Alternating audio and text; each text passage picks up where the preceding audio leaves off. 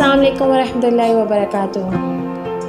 انسان خطا کا پتلا ہے، ہر روز گناہ کرنے کے بعد ایسے جیتا ہے جیسے کوئی غلطی کی ہی نہ ہو، لیکن پھر بھی ہمارا رب ہمیں دن میں 5 دفعہ پکارتا ہے، پر ہم تب بھی غافل رہتے ہیں۔ افسوس، جب کوئی گناہ کرتا ہے تو میرا رب اس کی توبہ کا شدت سے انتظار کرتا ہے۔ اللہ پاک انسان کا خالق و مالک ہے، اور اللہ پاک کی ذات اس بات کے لائق ہے کہ بندہ ہر وقت اس کے سامنے سجدہ ریز رہے، لیکن چونکہ انسان میں غلطی اور بھول چوک کا مادہ ہے، اس لیے کبھی نہ کبھی غلطی ہو ہی جاتی ہے۔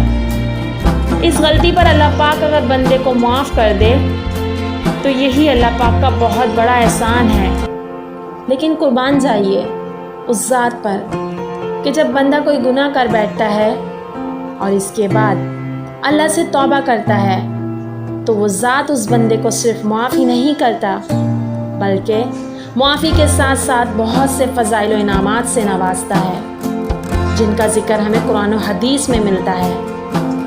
جو شخص استغفار کو اپنے اوپر لازم کر لے تو اللہ پاک اس کے لیے ہر تنگی سے نکالنے کا راستہ نکال دیتا ہے، اور ہر غم و پریشانی سے اسے نجات دیتا ہے، اور اسے ایسی جگہ سے رزق پہنچاتا ہے جس کا اس کو گمان بھی نہیں ہوتا۔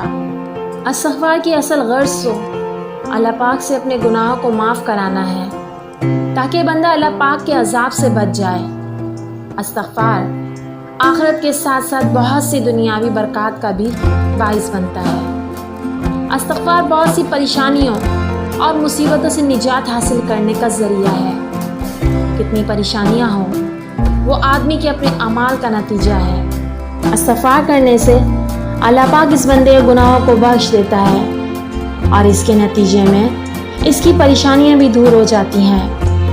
استغفار کو اپنے اوپر لازم قرار کر لینے کا مطلب یہ ہے کہ جب گناہ سرزد ہو جائے یا کوئی آفت و مصیبت اور رنج و غم ظاہر ہو تو استغفار کریں، ہمیشہ استغفار کا اہتمام کریں، کیونکہ زندگی کا کوئی بھی لمحہ ایسا نہیں ہے جس میں انسان استغفار کا محتاج نہ ہو۔